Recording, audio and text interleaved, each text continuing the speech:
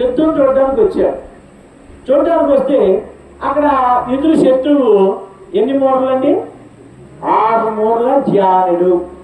ఏంటండి? 6 మూరల జానుడు అంటే 6 మూర అంటే ఎంత? అడుగున్నర. మూర అంటే అడుగున్నర. అంటే ఎన్ని అడుగులు అయినా 6 అడుగులు, 6 అడుగులు 9 జాన, 9 అడుగుల జాన. మూర అంటే ఎంత అండి? ఎంతనా? మరి ఎంత ఉంటుంది? అడుగంటే ఎంత? ఇలా ఇది అడుగు. అడుగంటే ఎంత అండి? ఇదిగో ఇది అడుగు. ఇప్పుడు ఇది మూర ఎక్కడ నుంచి ఉంది? ఇక్కడ నుంచి చూడండి. అంటే అడుగున్నర. 6 మూరల జానుడు. ఈ అంటే 9 అడుగుల జానుడు. 9 అడుగులు అంటే మనం ఇలా చూడాలి.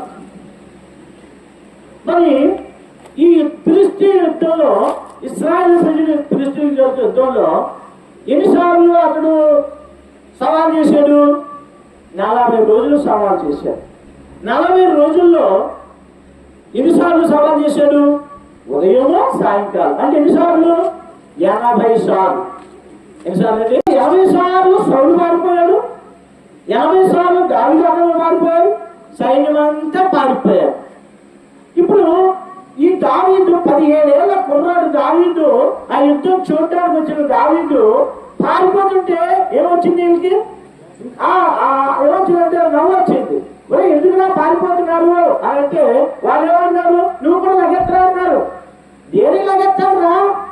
ఇప్పుడు ఎవరన్నా పరిగెత్తుకుంటూ పారిపోతున్నాడు వచ్చాడు, వీడు కూడా ఏం చేస్తాడు? వాళ్ళు ఇప్పుడు మన విషయాలు ఉన్నారు. పాము పాము అని పరిగెత్తుకొచ్చాడు. కొద్ది రాములు ఉంటారు ఇక్కడ ఉంటారా? వీడు కూడా పారిపోతుంది. ఎందుకు పారిపోతుందో తెలీదు, ఆయన ఎందుకు పారిపోతుందో తెలీదు. అది మానవ సహజం.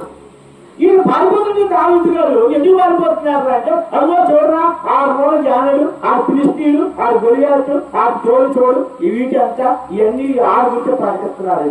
ఇది చెప్పాల్సింది ఏంటి? శత్రువు గురించి ఏంటి వర్ణిస్తున్నారు.